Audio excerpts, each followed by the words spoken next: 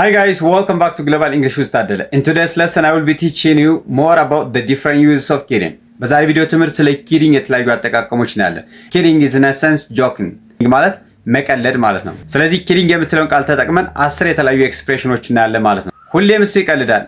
ይሄን በእንግሊዝኛ እንዴት ነው አለን? kidding ተጠቅመን all the time he kiddies, all the time he kiddies, all the time he kids. በራስህ አትቀልድ ስንል ደግሞ በራስህ አትቀልድ. Don't kid yourself. Don't kid yourself. Don't kid yourself. አይ እየቀለድኩ ነው. I'm kidding. Kidding. I'm kidding. በፍጹም አልቀልድም. I never kid. I never kid. እየቀለድኩ አይደለም. I'm not kidding. I am not kidding. You guys, I am not kidding. እየቀለድከኝ ነው? Are you kidding me? Are you kidding me? Are you kidding me? አቁም ወይም መቀለድህን አቁም. Stop kidding. Stop kidding with me. እየቀለድኩ ነበር. I was kidding.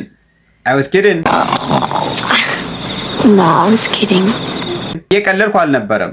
እውነቴን ነው ለማለት ነው. እየቀለድኩ አልነበረም. I was not kidding. እየቀለድክ መሆን አለበት. You must be kidding. You must be kidding.